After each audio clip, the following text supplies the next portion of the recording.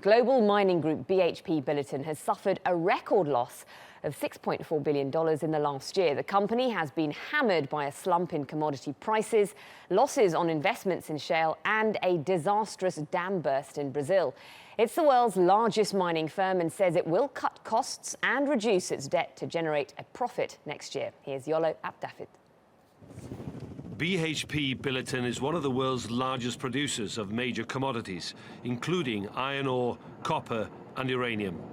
The company has substantial interests in both conventional and shale oil and gas, as well as in coal. With a slowdown in China, the global mining sector has seen years of weakening demand. The company's chief executive acknowledges it's been a challenging year and that he expects commodity prices to remain low and volatile in the short term. But he's confident in the long-term outlook, especially for oil and copper. The company reported record losses this year after posting a net profit of $1.9 billion in 2015. The company blamed lower commodity prices as its revenue dropped, and payments to shareholders are down from 62 cents to 14 cents a share. I think the real issue, though, for investors at BHP is this dividend cut. I think 77% they're reducing the dividend by.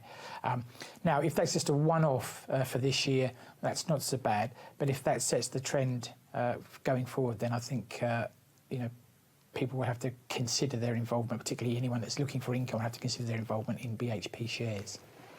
Mining companies such as BHP and Rio Tinto have been under intense pressure as a slowdown in China's economy has led to lower demand for iron ore and coal.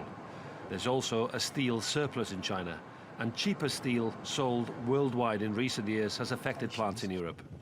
Last year's Samarco mining disaster in Brazil has also taken a major toll. 19 people were killed, and the company now faces a $48 billion lawsuit. That potentially could prove to be expensive for BHP Billiton for a number of years.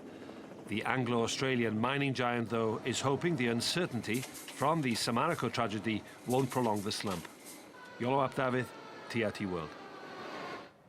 Earlier I spoke to Mike Ingram. He is a market strategist at BCG Partners, and I asked him, despite the losses, BHP Billiton's share price was actually up. So was it all bad news? Yes, indeed. It's a measure of just how low expectations were on BHP Billiton to have revealed the biggest loss in 15 years. The share price is actually up almost 3%. The market was expecting a loss closer to $9 billion. Even so, even once one strips out the various provisions and asset write-downs, you're still looking at an underlying profit in the last fiscal year of only $1.2 billion, and that itself, again, would be the lowest level in 15 years. So, of course, the thing that's going to concern analysts and investors going forward is, well, where do we go from here? Yes, we're at a low point right now. How much growth are we going to see going forward? And there, of course, one has to look at the forecast of the commodities in which this company produces and deals. And if you look at it line by line, well, copper forecast outlook is for flat pricing. Oil, yes, the forecasts are up. But of course, those forecasts have been all over the place in the last couple of years, ultimately largely depending, I think, on what OPEC may or may not be doing. Coking coal forecasts are down, thermal coal forecasts are down, iron ore forecasts for the future way down. So, in the end, a lot of this profit growth is going to be driven by cost cutting, and that, of course, is what you've seen over the last 2 years. And with regards to the global picture of commodities, how are other mining companies faring as well? Well, it's very much a mixed bag.